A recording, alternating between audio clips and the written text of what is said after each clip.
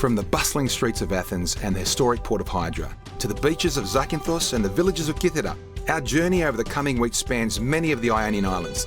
Some well known, others that few ever get to visit. But before heading off, you probably want to know a little bit about me. My story starts as a boy growing up in the inner suburbs of Sydney. Like a lot of Greeks early last century, my parents moved overseas to find a better life abroad. They arrived with very little and worked extremely hard to give my sisters and I a loving upbringing. They also made me believe that if I too worked hard enough, I could achieve anything. 54 years later, I've built a successful business, and that has enabled me to do things I once only dreamed of. One of those dreams was to step foot on all 227 inhabited Greek islands, and I'm going to take a big chunk out of that in this first series. So far, it's been an exciting and eye-opening journey, with numerous occasions where the spectacular scenery and incredible history have left me gobsmacked. There's no denying that Greece is a remarkable country with wonderful people and a rich culture. I've still got much more of it to explore, both above and below the water. My travels now see me on the island of Kefalonιά, off the western coast of the mainland in the Ionian Sea. The days ahead are all about immersing myself in the local way of life, seeing the place through the eyes of those that call the island home. I'll also be exploring some of the highlights that draw tourists here in search of a unique Greek experience, in a gorgeous part of the world that often gets forgotten. One thing you'll soon realise is that Kefalonιά offers you a truly diverse range of things to see and do, and has plenty of the old world charm that the islands are loved for. From the capital Argostoli, I'm making my way around the island to the port of Sami. It's a relatively small settlement with pebble beaches and a busy harbour front. However, there's lots to check out in this area.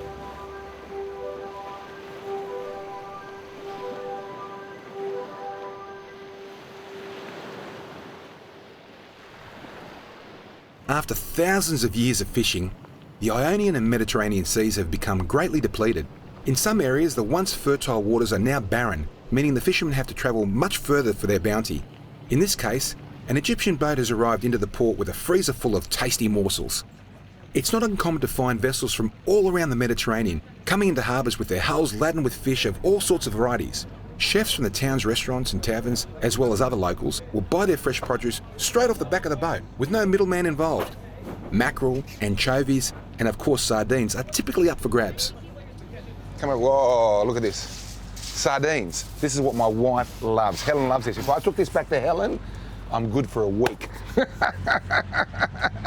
Fantastic, have a look at that. They're Egyptian fishermen. They come all the way. You wonder why the Mediterranean's fished out, man. Okay. Yeah. What's that? It's going to take 2 minutes because they've got to serve all the shops before they serve us. They get the, as Kyriakos says, they get the alpha vita and we get the other stuff. Οι ψαράδες παίρνουν, αυτοί που πουλάνε τα ψάρια παίρνουν το αλφα. Yeah, το alpha. Το β' τα αφήνουν εδώ πέρα για... So we get the secondary stuff, but because the camera's here, we might get some decent stuff, who knows?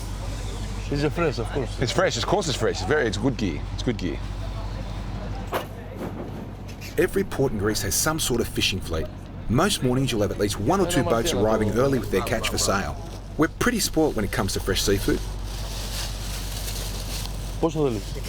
15. Εντάξει. Ωραία. Ψώνισαμε και σήμερα. Εντάξει. Έλα να δείξει.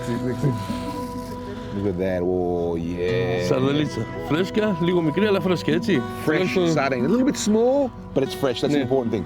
Let's go. Έτσι.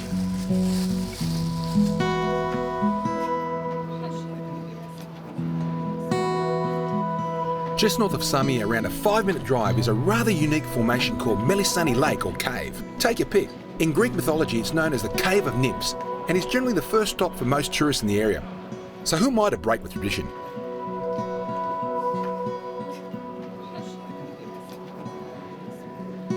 I don't think I've ever seen anything like this. There wouldn't be many places like this in the world.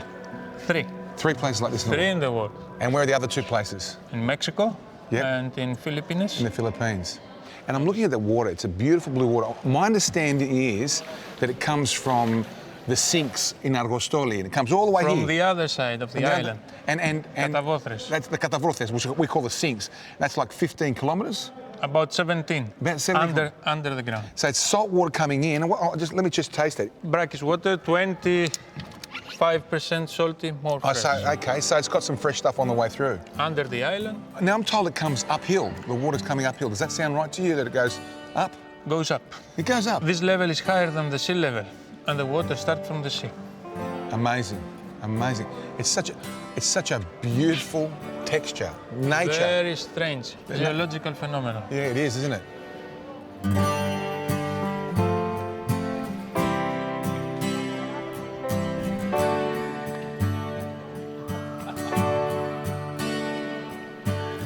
So I see that massive mound there. That looks like it's collapsed from the roof, Bubby.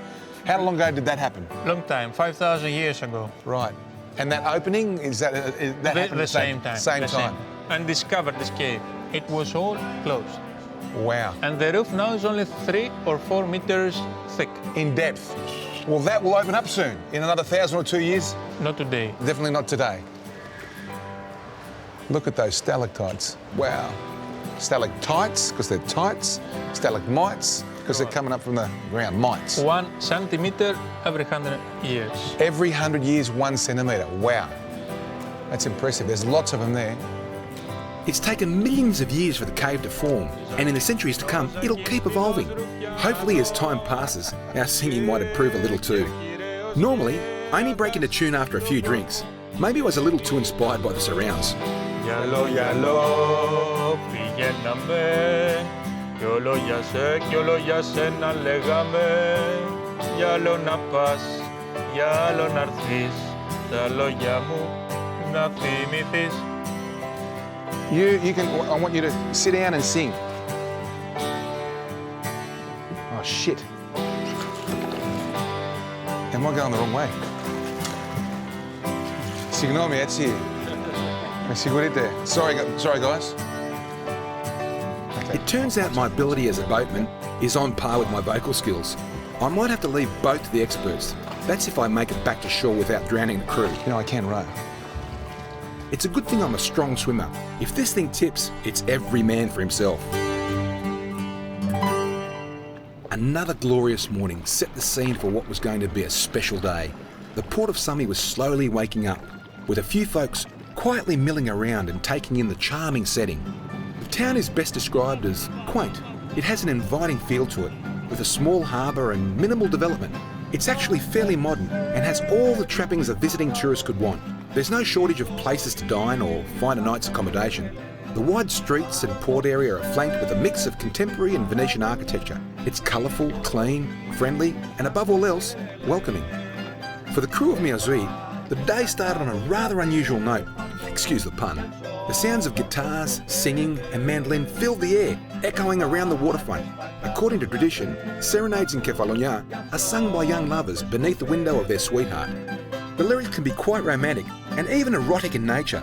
For example, the chorus in this little ditty goes, "Tonight I don't want you to sleep, I'd rather you collapse." It's a good thing the girls don't speak Greek, otherwise their reactions might not have been so pleasant. Mind you, what were these guys thinking? This is a great example of the place's charm. There's a certain innocence about living in a small island community that you just don't find anywhere else. Plus, there's a lot more of the traditional way of life that gets lost in the big smoke. While the girls were being serenaded, I continued to explore the island. Not far from Sami is Andi Samos Beach, where some of the scenes from the film Captain Corelli's Mandolin were filmed. It's a beautiful little spot that's always popular with tourists. The Pebble Beach makes for an ideal place to relax, read a book, or take the family for a picnic. This really is a beautiful island. And thanks to being slightly off the beaten track for most visitors to Greece, there are plenty of peaceful spots to get away from the crowds. There's also quite contrasting scenes, from the limestone cliffs on the coast and white beaches, to the forested mountains and olive plantations. The colours of Kefalonιά are stunning. My plan for the day was to catch up with a good friend from Australia. Throughout my life, I've had a number of mentors. One of the unexpected ones is Pieter, who owns our local fish and chip shop. He came to Australia with nothing, built a number of businesses and raised a family. Nowadays, he spends 6 months of the year on his home island of Kefalonιά and the rest of his time back in Sydney. He's always talking about how much he loves his small farm and horses, not to mention how good his honey is. So if I came to Kefalonιά without dropping by, I'd be in big trouble. She's a beautiful horse, Copella. Eh? She's beautiful, mate. Copella, look at this. Eh? Pete, I want to get some of that honey. Let's go and get some honey. Yeah. I want to get some into me, your honey. Yeah. Let's go. Bye-bye. See you, Copella. That's it, perfect. Now, Pete, what am I going to do about pants? What do I do about pants? Any pants, long pants? No. No long pants? No. Well, what do I that's do? all right, no What about you? Where's your suit? No, that's You don't all need a right, suit? No. Are you crazy? No, that's okay. What do you mean? What are you talking about? Big, you can't come What am I going to do with those like that? You can't come the fingers Yeah? or the face, the πρόσωπο. On the face? Yeah. On the fingers and the face? But you're going to just go in with a hat? I've already been stung by a bee today once. You know what I don't understand? You've got all this on there and there's nothing down there. Yeah, put it back down the back. Yeah, put it down the back, yeah. What's the difference going to make? What's this going to That's make? Now, you watch my legs, okay? If any bees go on my legs and I get stung, I'm going to grab you.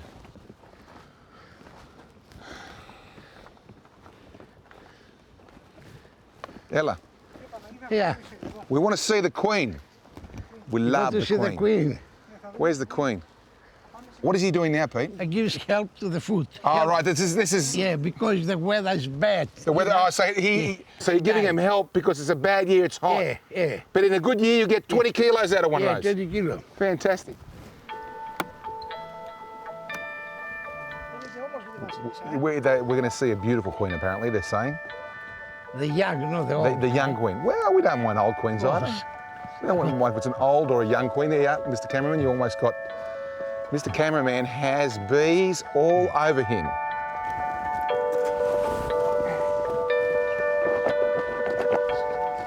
She's got 3 or 4 bees around her helping her out, protecting her. Pete, why do you do this? Why do you have the bees? Why do you do it?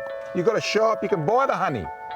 You've got plenty of money, why do you do it? I don't have plenty of money. Oh. I want a hobby. Oh, this is your I hobby. want a hobby. And you're doing something productive. Yeah, that's productive, yes. I give the pleasure of my friend. Oh, mate, that's fantastic. That's why I'm coming in Australia, bringing honey. Yep. And a bottle of wine. I've had your honey. I've had your honey. It's fantastic. I forgot to bring you the new sound. And I've had your olive oil from your olives. Yeah. If I look a little nervous, it's because I was. Recently I was stung by a bee and since then I've had a phobia of them. They're small but they pack a hell of a punch. Pete on the other hand is fearless. He's been tending to his hives for many years and despite the occasional sting, doesn't flinch at being covered in them. Just about every island in Greece produces its own honey. Each has a distinct flavour created by the plants of the area. Naturally, Pete tells me that the best honey comes from Kefalonιά and probably from his hives. Pete is a great example of the type of migrants that have helped make countries like Canada, the USA, England and Australia such prosperous multicultural nations. He moved from his homeland in search of a better life, and when he was presented with an opportunity to make something of himself, he took it firmly in both hands and never let go. Today, like others I've met in my travels, Pete has answered an inner calling that has drawn him back to his birthplace. At the heart of his hometown of Fragiata is a tavern that he couldn't wait to drag me into. To be honest, I too was pretty keen to go there. It's legendary on the island. There's no menu because the owner just tells you what he has available on the night. What's more, you order the lamb chops by the kilo. A month from now, Pete is turning 80. Unfortunately, I won't be there for the celebrations, but I like to think that tonight, dining with him in his local tavern was just as special a moment.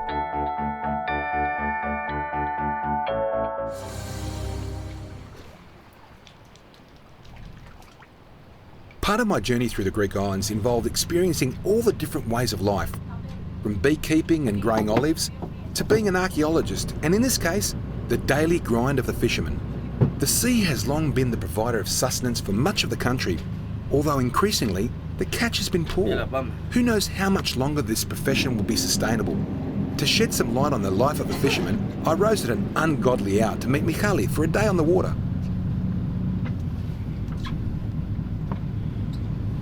You know, fishing is the backbone of Greek island life, and we're here in it, amongst it, with a typical Greek fishing boat. It's a decent sized job, which is good because the waves and the weather don't look that good today, so there's a good chance I'll be green when you see me next.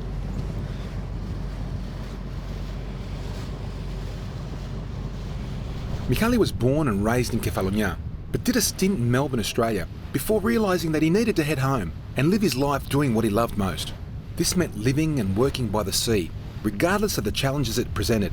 His experience as a fisherman is echoed across Greece.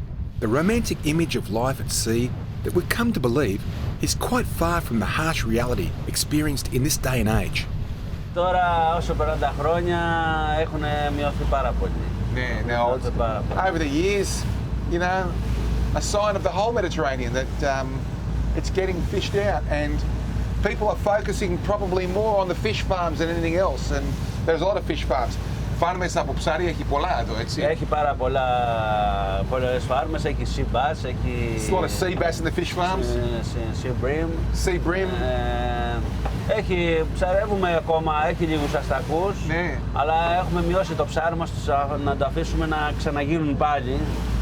The good thing about what Michali's saying is that some of the younger fishermen like Michali realise how important the sea is, and they let it go for a while and they don't fish it too hard like they did in the late 90s. Οι καινούργιες γενιές τώρα, οι καινούργιες γενιές έχουν οικολογική συνείδηση πια και προστατεύουν μόνοι τους, δηλαδή μόνοι τους προστατεύουν τη θάλασσα. That's awesome, Michali. That's awesome. I love this. He's saying that the new breed of fishermen here in the Mediterranean, especially here in Greece, and they realise how important the sea is, and they do give it a chance, and they understand the sustainability issue that they need to have in keeping the fish here for generations. What fish there are left. Γιατί δεν είναι πολλά ψάρια. Δεν είναι πολλά ψάρια, ναι, δεν είναι πολλά ψάρια. It's well, we're going to find out pretty soon, aren't we? One of the pluses of a pre-dawn start to the day is seeing the sunrise. It's always energising. I've actually never done this before. The first time I've been fishing on a Greek fishing boat with nets. We cross our fingers we're going to get something.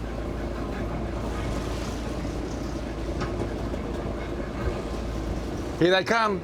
A fisherman's life doesn't stop. Once the nets have been hauled in, they have to be untangled and the boat refuelled and cleaned. Then late in the evening, they'll head out to sea again, resetting the nets so they can once again come back at first light, in the hope of getting a profitable harvest. Here comes one that's a reasonable size. This one will probably keep. The rest we've been throwing back into the water. This guy will keep. Here comes another little red job. I reckon we've thrown this little red guy in 3 or 4 times and he keeps coming back. Look at him, there he is again. If he comes back, I'm taking him home. That's it. I'll put him in my fish tank at home. Michali came out here at 7 o'clock last night to lay these nets. We're here early in the morning to pick up the nets. You know, it's a full day's work for a handful of fish. I reckon that wouldn't even pay for his fuel and for the help that he's got on board, you know. I don't know how they make ends meet here. It quickly became apparent that on many occasions, Michali can't turn a profit, so he's had to look at other ways of making a living. Thankfully, as the fishery has declined, tourism has prospered. Embracing this change, he's now turning his hand to being a tour operator, taking visitors on fishing trips and then cooking the catch on the boat. It seems to be working, and knowing this gave me a sense of relief. The future looks a little rosier for these fishermen in fishless waters. That's it. The little red job's back again. I'm going to call him Bluey. I'm going to stick him in a bucket and take him back to Australia with me into my little pond. There he is. There's Bluey. That's Bluey. Bluey's down there. Come on, Bluey. Come here. ΕΛΛΑΔΑ ρε. Βάτω στο κουβά. Βάτω στο κουβά. I'm going to throw it back into the sea. Hey, go back in there, mate. Here you go. Got to do that, man. Can't little fish. Oh, I think here come a couple of lobsters. There we go. There's one. Look at that beauty. Oh, there's another one. Look at him. Hey. Now that first one's probably undersized where I come from anyway. Second one's fine though. Oh well, it was worth coming today. Maybe that will pay for the fuel. If we're lucky. It was an eye-opening and fun morning. Apart from meeting Bluey the little red fish, I had an authentic experience that has changed my view on a few things. Having met Michali, I've learned about how intuitive some fishermen are and that sustainability really matters to them. I can only hope that he can continue to adapt to the ever-changing world, and I'm now sure that his foray into the tourism industry will be a prosperous one. Driving through the mountain roads on any Greek island, I suggest you don't speed and pay close attention. There are no traffic lights, very few signs, and around every corner you just might come across a herd of goats. Here, livestock gets right away, and for every person, it feels like there's two of these horned and bearded locals. So there's certainly no shortage of them roaming the island.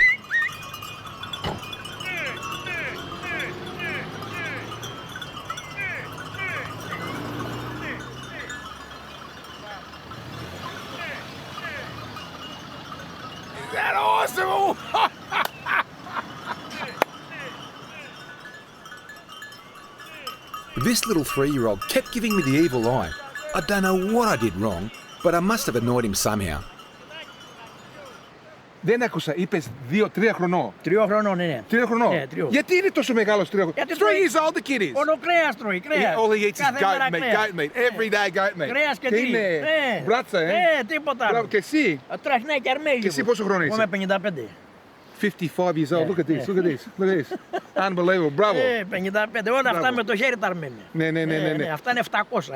700 κατσίκια. 700 700 goats he's herding. Fantastic. Πού τα παίρνεις τώρα? Αυτά πάνε τώρα πέρα και θα πάνε το βούνο επάνω και το πρωί θα έρθουν μόνα τους. He's going to take them up to the mountain now, and in the morning they're just going to come back down on their own. Εγώ από κάτω είναι Μαδρί, θα έρθουν στο Μαδρί, θα φάνε και τέτοια ώρα θα φύγουν. Μπράβο.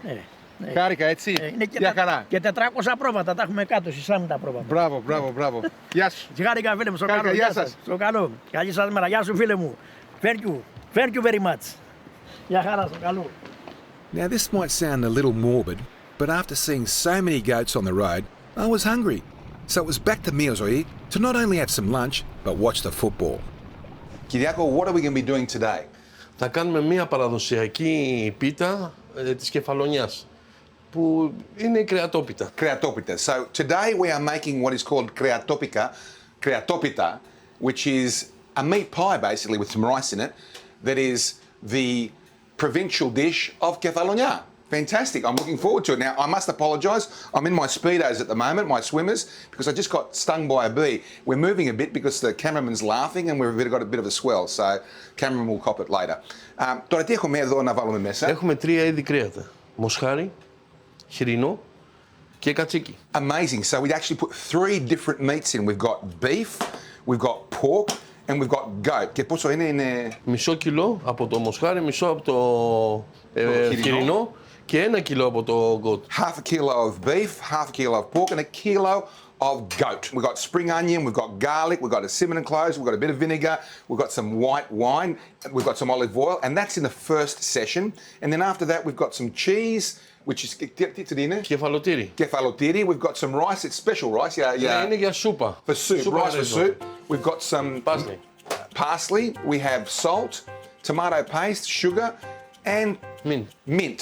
Fantastic. Okay, let's start. Kyriako, what do we do first? So the beef is going in first. Ooh, wonderful. Oh, ωραία μυρωδιά. Το λάδι είναι πολύ καλό. It's just such a nice smell. It's an aroma. You could drink that olive oil. I drink that olive oil. My grandmother lived to 102 with drinking olive oil. Awesome. Και συνεχίζουμε λίγο να το... Now the goat's a little bit gamier, but it's a beautiful meat to eat. You know, it's... My understanding is goat is the most eaten meat in the world. Spring onion comes in now. Now let me remind you, beneath that white shirt, I'm wearing bathers. I'm in Greece, and that's the standard holiday uniform. We want it to be soft. We want the meat to be soft because it's going to be in a pie. With all the vegetables and meat having been lightly cooked on a low heat, we add 200 ml of dry white wine, garlic, vinegar, the cinnamon stick and water. It's then left to simmer for an hour before adding the rice. Next goes in the mint, parsley, tomato paste and sugar. Okay, and we stir this up.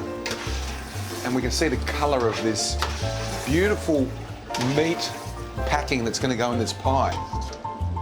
Oh, yeah.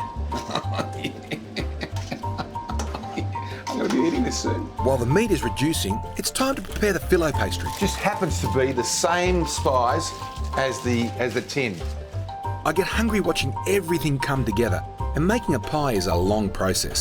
I need to check that it's okay. I'm a bit concerned that it might not be right, you know? Το αλάτι, αλλά θα κάνει Είναι το ρύζι, δεν είναι ακόμα έτοιμο. Μην καείτε. Είναι ψημένο γιατί είναι το πιο σκληρό. Αυτό είναι το μοσχάρι που σας έδωσα για να το δοκιμάσετε. Έχει μαλακώσει. Yeah, geez, I tell you what, that is such a beautiful texture. And the aroma, Kyriakos cooked this many times and he still loves the aroma. Look at that, look at that, look at that. That is absolutely awesome.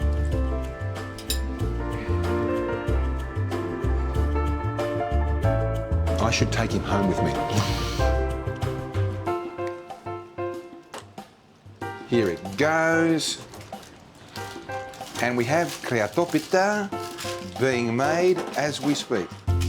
He's obviously speeding this up because he realises that I'm very anxious about going there and watch the football.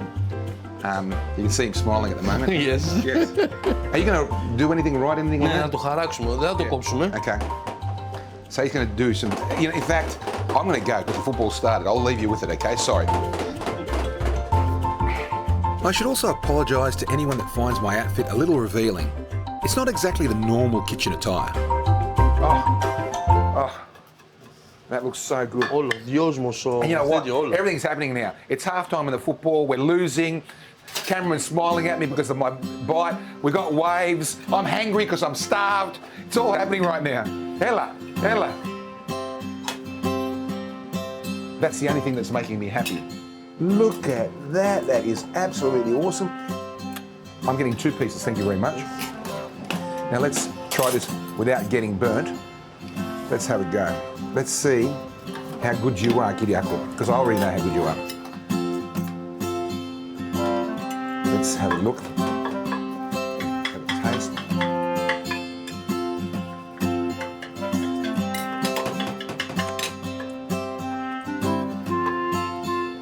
I've got to say, that is my first kreatopita ever. I'm about to cry. Next year, I might turn this into a cooking show. I love watching it all come together, but I enjoyed eating it a lot more. I'm certainly not a foodie, but one of the great things about travelling to new places is experiencing the cuisine. Whether it's a simple local delicacy or something more elaborate, the flavours of a destination are part of what defines it. Mind you, I'm lucky to have such a great chef to whip up these delicious meals.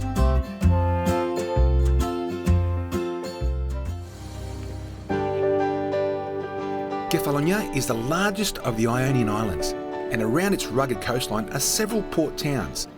Most are hidden in tiny bays, where the hills offer protection from stormy weather. Each has its own story to tell, such as my next stop, Pescado, which is on the northeastern tip of the island. It's actually the only part of Kefalonιά that wasn't affected by the 1953 earthquake that devastated the rest of the island. This means it has a lot of the original period architecture that much of Kefalonιά has lost. With that comes a certain charm, which sets the town apart from others.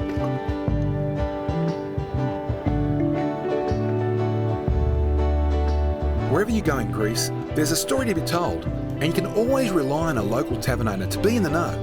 In this instance, I went to the oldest such establishment in Pescado and met with Maki. He's been here for the past 20 years, and it sounds like he'll be here for at least another 20. So tell me, you've lived all your life here in Pescado? To be honest, I was born here. I grew up in Athens, but I'm here the last 20 years. 20 years. It was my dream. Yes. I said to my wife, I'd say... So you're living the dream, as they say. I'm living my dream now. With my family, I have 2 boys, a wife. Everything's okay. Everything's in order. This was my dream. You're happy with what you've got? I'm happy. That's fantastic. It's enough. We don't need a lot of things. We don't have a lot of temptations, if I can say this. That's great, Life is simple.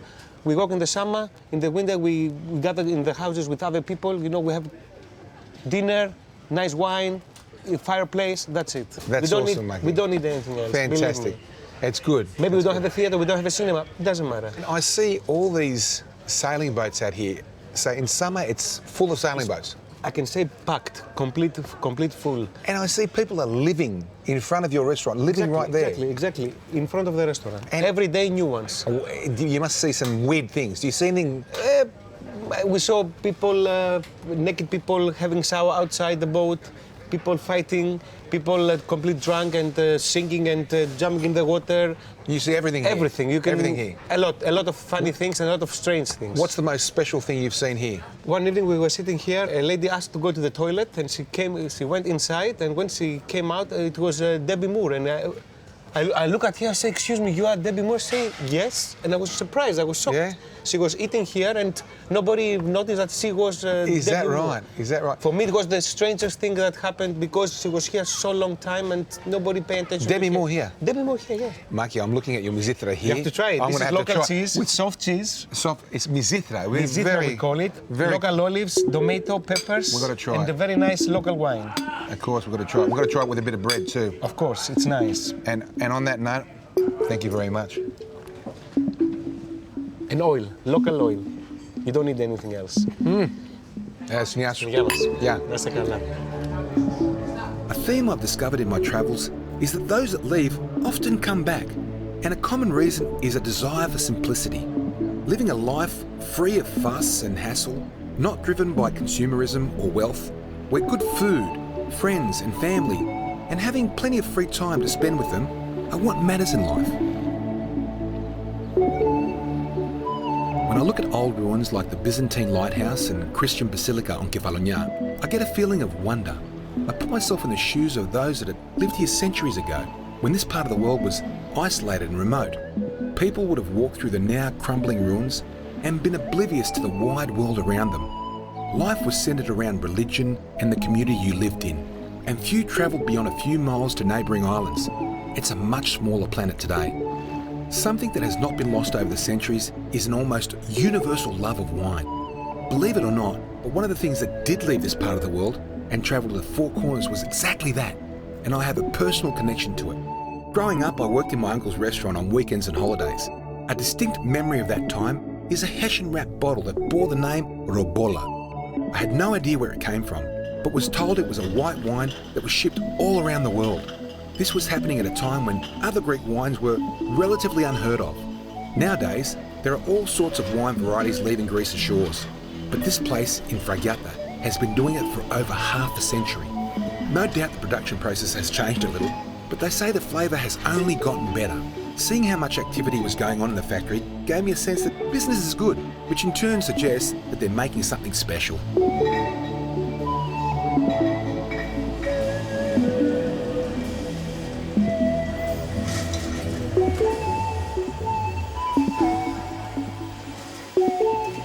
Big party.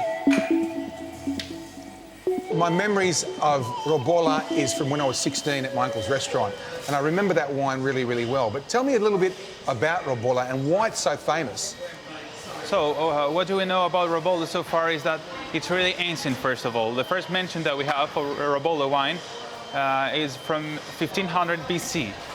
3,500 years ago. Yeah, it's really an ancient grape Wow. to the island. Right. It is. It's a local variety, of course, which always gives us white and dry wine. And also, we don't know specifically what does it mean, I mean, Robola. We just know that it comes from an Italian word. Right, But we okay. still don't know how it came to that. Oh, it's beautiful. Thank you. And it tastes better than the aroma. That's awesome. And I shouldn't be swallowing it, I should be spitting it out, but anyway. Okay. That's fantastic. That tastes exactly like it tastes back then. But you can age it, you can keep it Although longer they're known for their than dry 5 years. wine, there are a number of different varietals that Robola produce, all of which hold their own. Amongst them is an organic wine that tastes quite good. Now, although my wife Helen doesn't drink alcohol, she is a buyer of everything organic. So who knows? She just might try this one. You know what? They're all good, but this is my favourite. This is my favourite. Brings you back memories from the Brings old back times, memories, yeah. you know? There's more to modern drinking wine than just a taste. There's obviously your memories that evolve, you know, the times you were there, what you used to eat, you know? And I remember the food that I used to cook, my uncle used to cook, you know? It's great. This has brought back a lot of memories for me, to be honest. I really appreciate it. Now, maybe I should buy some of this stuff Organic, for my family. for your family, there, yeah. you know, I've got to look after my family If you first. like organic products, you should have. Yeah, that's right. I don't think I have any choice, you know. Okay. If I bring these home, this is the only one that my wife will drink, if she drinks something anyway. So let's buy some, hey? Okay. So you'd like one bottle of the organic one? Yes, we might take a case. One case, yes. Okay. I'm blown away that the tiny town of Fragata has such a successful winery, producing huge volumes of a drop that's so tasty it's consumed the world over. It's a perfect example of how good things can come in small packages.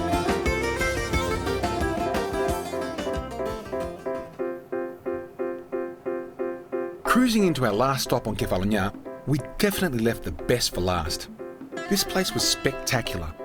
Such was the beauty of the landscape that everywhere I looked, it was as though I was gazing at a painting. The scenery would leave even the most well-travelled person stunned. We're in the tiny fishing village of Assos. It's a very quiet, serene atmosphere here, and the colourful houses are absolutely magnificent. But we're not here for that. We're going to go and see this massive fort up here, one of the biggest I've seen. It runs for another 600 metres that way. When you come to Assos, there are three things you have to do. Firstly, take the long walk to the fortress for a look around. Apart from being interesting, the views of the town below are awesome. Secondly, have a swim in the port. It's not often you find a port with swimming spots that are better than most beaches in the country. Then finally, make sure you have a meal at one of the harbourside taverns. The food is generally great and the backdrop even better. The beauty of this town hasn't been lost on yachties. It's a common stopover for many a flotilla who come in for a day or two to restock and relax in the sheltered port. Tourists also come here in numbers, with guided walks through the streets and up to the fortress being popular throughout the summer months. I'd actually like to spend some time here in winter, when everything settles down and the place is almost deserted. Yeah, I'd love to know who laid all this slate. Big job. Whoa. Stand to the side a bit. The walk is close to 2 kilometres, but don't be concerned, because you can see from the switchbacks that it isn't too steep. It's a gradual incline, and having such incredible views to enjoy on the way up distracts you from the fatigue. Oh, and another great thing about this site is that it's free. There's no entry fee, guards or barricades stopping you from exploring everything. 1,800 metres from the bottom to the top, and you can't come by car. But you don't have to be a historian to come up here. If you like a good walk, it's magnificent. If you're a runner, run up it. I didn't. But even better, if you like a good view, it's awesome. Santorini, eat your heart out. The castle was built by the Venetians in 1596 to protect the island from pirates, and it ended up becoming the capital of North Kefalonιά. The walls are long and very thick compared to other similar structures, which made it one of the most impregnable fortresses in the Ionian. In the 1920s, it was used as a prison, and later it was home to a small settlement of families. The castle was inhabited by 40 families in the 1940s, down to 3 in 1963 when it was abandoned. But what's really special about this fort is it's claimed to have the longest wall in all of Greece, 2 kilometres. General James Napier of the British Army claimed that it was stronger than Gibraltar. And when you walk around here and look at these walls, you'd have to think he was right. Hundreds of years have passed since it was built, and today it's as imposing and impressive as ever. The walls may be crumbling, and the buildings that were once within them might have fallen, but you still get a sense of what this would have been. Imagine being an invading force, sailing into the port and looking up to see the towering fortress above. It's no wonder it stood for so long. Let's hope that it might stand for another 500 years. Oh. Wow. I can see how artists and poets can get their inspiration from places like this. It's so quiet, it's so serene, and the colours, the texture, just the body of this place, the depth of field. You know, I've just taken 2 deep breaths. It's absolutely magnificent. Like most Greek historical sites, there's so much to see and learn. They always stir up emotions and curiosity. It's these feelings I experience whenever I'm in places like this that are the very foundation of why I'm on this odyssey. I've been to Greece more times than I can remember, but I'm continually excited by discovering new places. and the unique identity that every different port, town or village has. There are hundreds of Greek islands and you might think they're all going to be the same. But the more I explore, the more I realise that it couldn't be further from the truth. Many of these islands have existed independently for centuries and are only tied together by a common flag and language. Each has its own special culture, fascinating history and unique flavours. It's this diversity that makes travelling through the Greek islands so special. My next stop saw me leaving Assos and cruising the few kilometres across the strait to Ithaki. It was only a short trip, but a vastly different offering to Kefalonιά. Feel a little bit remote here, you know. There's none of us here, no humans for like miles, except me and the cameraman. But man, there's goats everywhere. Such a rugged terrain. Look at it. Yeah, it's like looking at Google Earth. If it were up to me, the national animal of Greece would be the goat. They're more at home here than any other animal, and you'd be hard-pressed to find an island where they don't roam freely. The sea here, the Ionian Sea, is massive, but the islands are so close together that it's perfect for sailors, and it's actually perfect for amateur sailors. You can see out there 1, 2, 3, 4, 5, 6 sailing boats. They're actually part of a flotilla, and there are several flotillas that are sailing out there regularly. This place of Ithaki gets 200 boats every day at different parts of the island through summer. So that's a number of flotillas. Now that I've arrived in Ithaki, it's time to explore what this ruggedly beautiful island has to offer. It might be small, but it sure packs a punch. Because it's so tiny, it's easy to see a whole lot in a little bit of time. From here, my journey will then take me to Lefkada. It's a place full of myth and legend, dating back to antiquity. Being connected to the mainland via a causeway, it's a busy tourist destination, but that hasn't taken away from its authenticity. Dig a little deeper than the popular tourist haunts and you'll find a special place with both natural and man-made wonders. But before then, I've got some hiking to do. I've often heard people being referred to as mountain goats. Well, that certainly isn't me. As much as I love a good walk through the countryside, you'll never find me perched on rock edges. Peter Manius and heights certainly don't get along. The beach is more my habitat.